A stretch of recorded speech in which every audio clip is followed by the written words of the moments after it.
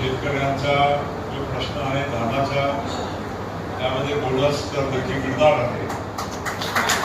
थोडा उशीरपणा होईल, पण मागच्या आपल्या जे अधिवेशन झाला बजेट सत्र महाराष्ट्र विधानसभेच्या, तिथे मुख्यमंत्र्यांनी शेवटच्या दिवशी आमच्या सगळ्यांच्या आग्रहामुळे ते मान्य केला आणि बोनस थोडा पुढे मागे पण आपल्याला मिळतील अशी मला खात्री आहे आणि तुम्हालाही खात्री देतो.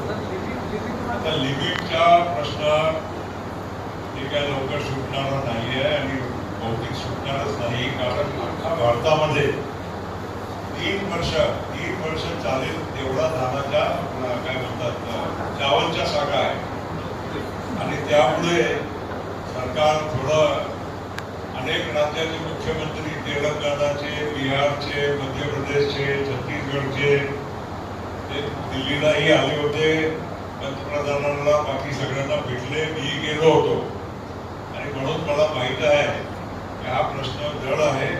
यंदाच्या वर्षी किमान तरी मला फार काही यामध्ये मदत होईल असं वाटत नाही.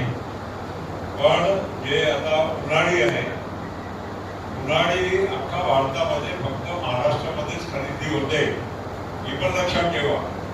इतर कुठल्याही राज्यामध्ये तुम्ही शेजारी छत्तीसगडला जा, तेलंगणाला जा, मध्य प्रदेशला जा, तिथे रब्बीची उन्हाळीची खरेदी हमी भावामध्ये होत नाही, शासकीय खरेदी होत नाही.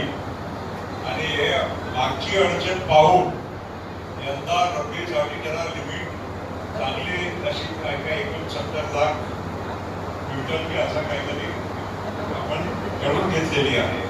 नंबर आकडा नाही आहे, पण मागच्या पेक्षा ती जरा वाढवून केली, कारण शेतकऱ्यांची वारंवार ही मागच्यासारखी ओरड येऊ नये. आणि जो मक्काचा विषय आहे, आता मी बोलणारच आहे, माहिती घेतो की का म्हणजे त्याची खरेदी केंद्र वगैरे बाकीच्याकडून कसा करता येईल, त्याच्यासाठी सुद्धा आपण काहीतरी नियोजन करण्याचा प्रयत्न करू.